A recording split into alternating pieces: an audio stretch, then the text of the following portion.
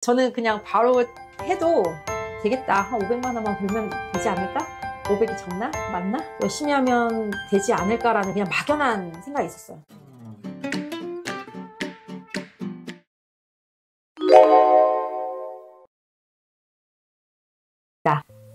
오늘 2025년 10월 25일이에요.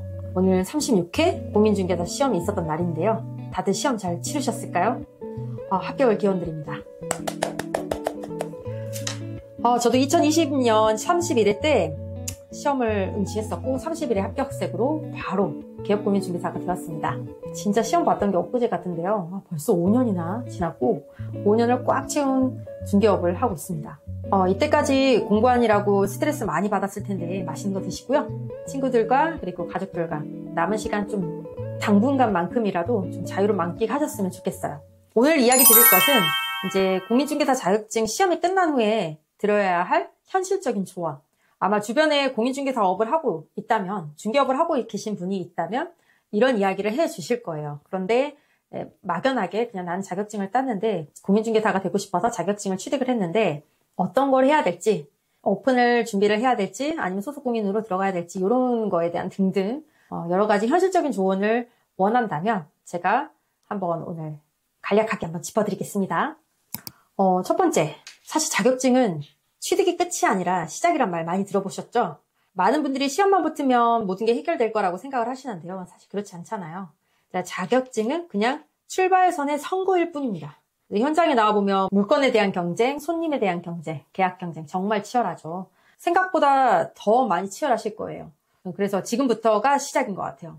이제 나라는 브랜드를 하나 만드셔서 부동산을 어떻게 이끌고 나갈 건지, 손님들에게 신뢰감을 얻기 위해서 어떻게 해야 될지 이런 거에 대해서 고민을 깊게 하셔야 됩니다. 그래서 두 번째, 가장 물어보시는 것 중에 바로 개업공인중개사가 될 거냐? 아니면 직원으로서 현장감을 익히기 위해서 소속공인중개사로 일을 할 것이냐? 이걸 가장 많이 물어보시는 것 같아요. 네, 합격하자마자 바로 사무실 차리는 게 좋을까요? 라는 질문 진짜 많이 받았는데요. 제 솔직한 답은 사람마다 다르긴 하지만 현실적으로는 현장감을 먼저 익히는 것이 제일 중요한 것 같아요. 사실 우리는 이때까지 책으로만 공부를 했잖아요. 그거를 현장에 대입을 해보려고 볼 때 똑같지가 않다는 거죠. 괴리가 정말 많습니다. 더군다나 이런 영업이라든지 사람을 대면하는 일 자체를 안 해보신 분들이라면 정말 바로 개업공인중개사가 되려고 생각하시는 거는 좀 위험해요. 소속공인중개사로 들어가서 물건을 접수받고 손님을 응대하고 어떤 식으로 브리핑을 해야 되는지, 그리고 내가 원하는, 내가 개업을 하려고 하는 그 지역을 공부를 한다라는 생각으로 단지별로 이런 케이스 바이 케이스를 익히기 위해서라도 소속공인중개사로 좀 일을 해보시는 걸 추천드려요. 물론 그 대표공인중개사 입장에서는 곧 나갈 사람이고 내 근처에다가 새로운 부동산이 오픈된다라면 굉장히 기분이 좋지는 않겠죠. 그래서 사실 소속공인중개사로서 일을 할 수 있는 곳이 생각보다 많이 없습니다. 하지만 이제 만약에 기회가 생겨서 소속공인으로 일을 할 수만 있다면 처음엔 수입이 적더라도 그 시간을 좀 견디시고요. 그 시간들이 결국엔 나의 이제 기초가 되는 것 같아요. 그 시간을 견디는 게 또 중요합니다. 저 같은 경우는 조금 다르긴 한데 저는 사실 광양이라는 동네가 좀 작긴 합니다.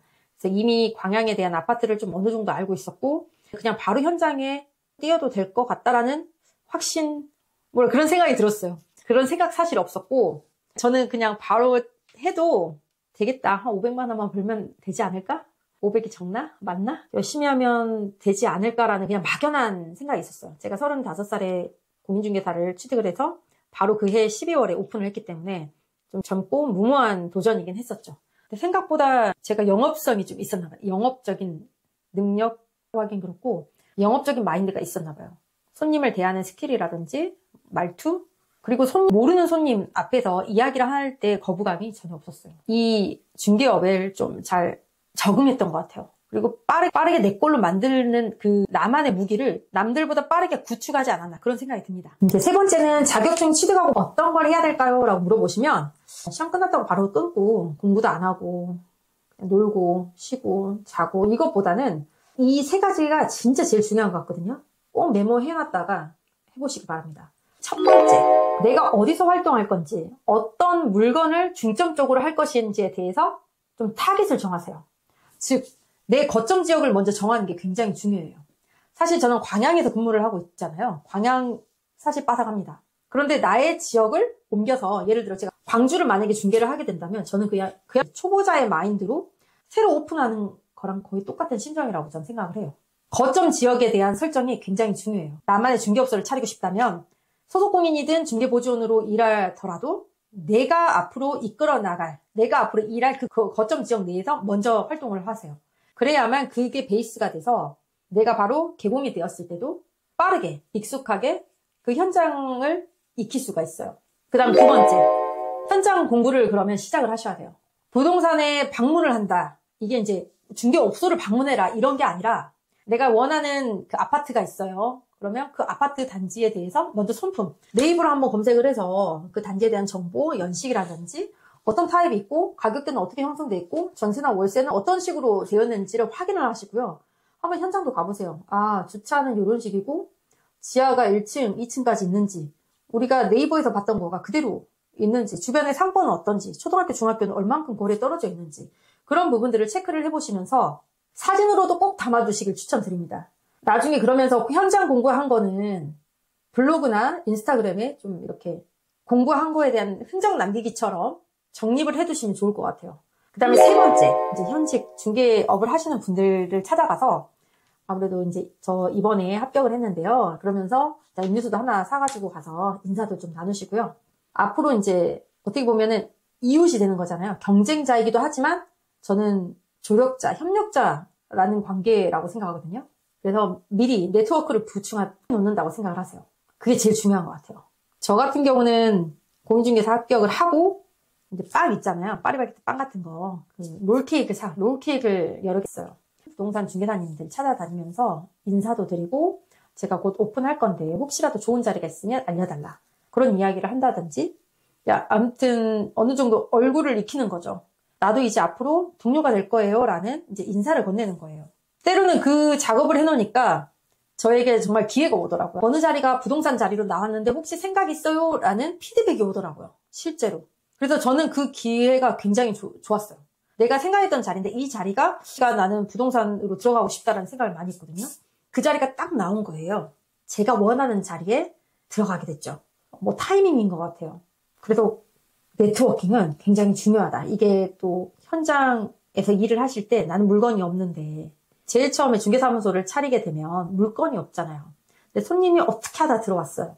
물건이 없었을 때 빠르게 다른 부동산에 연락을 해서 공동중개를 요청을 했을 때도 이제 초보 중개사입니다 하면서 인사도 드리고 아무래도 한 번, 두 번 더 봤던 사람하고 그렇지 않고 처음으로 전화 건 사람이랑 비교를 했을 때 아무래도 인사라도 한 번 하고 초보 중개사인데 많이 도와주세요 라고 요청을 했던 사람이라면 저 같아도 첫 번째 그 공인중개사에게 좀 더 마음이 갈 것 같아요. 좀 더 잘해주고 싶고 모르는 부분은 좀 다들 그 처음에 겪었던 초보의 시절이 달잖아요. 그렇기 때문에 도와줄 것 같아요.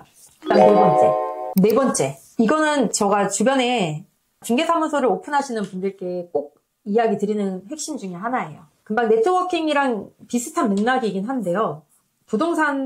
부동산이 가장 최고의 고객이다라고 저는 생각을 하거든요. 공동중개라는 것도 많이 하고 저는 이렇게 항상 생각해요. 부동산은 고객만을 고객으로 생각하는 게 아니라 다른 중개사님들도 나의 제2의 고객이 될 수 있다라고 항상 생각합니다. 그래서 우리는 함께 협업을 해야 되는 관계고 그리고 서로 매물도 공유하고 계약을 만들어가는 파트너예요. 만약에 또 친목과 그다음에 파트너십이 좀 좋았다면 우리 손님 조금만 더 가격 절충해주면 될 것 같은데 서로 산다 이 말이죠. 그러니까 나의 부동산에 물건을 갖고 있어요. 양쪽 부동산에서 서로 사겠다는 거예요. 근데 아무래도 같은 가격이면 나와 조금 더 친밀하고 뭔가 신뢰가 더 가고 일도 잘하는 부동산에게 더 손을 내밀 수밖에 없는 거죠. 그러려면 부동산도 부동산에게 못된 짓이라고 그러죠. 그런 거 하면 안 돼요. 뭐 물건 빼앗고 양아치 같은 그런 것도 하면 안 되고 매너 있는 중개업을 하시는 게 제일 중요한 것 같아요. 매너 있는 중개업을 하다 보면 언젠가는 그 다른 이제 중개사님도 저에게 매너 있게 행동하고 내가 서로 할 수 있고 그렇게 되는 것 같아요. 오늘 시험 치르신 분들 진짜 고생 많았고요.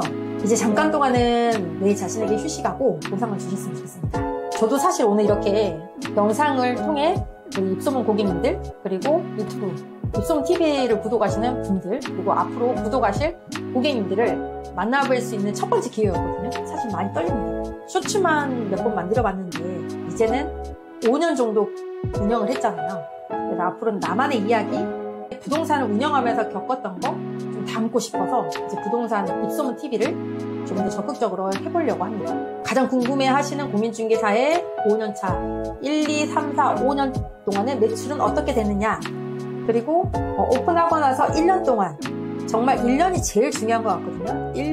1년 공인중개사 1년차의 전략, 체크리스트 등등 여러분께서 궁금해하시는 것들을 한번 담아보려고 해요. 궁금한 내용이 있다면 댓글로 남겨주시면 제가 참고해서 앞으로 콘텐츠를 만드는데 사용하도록 하겠습니다.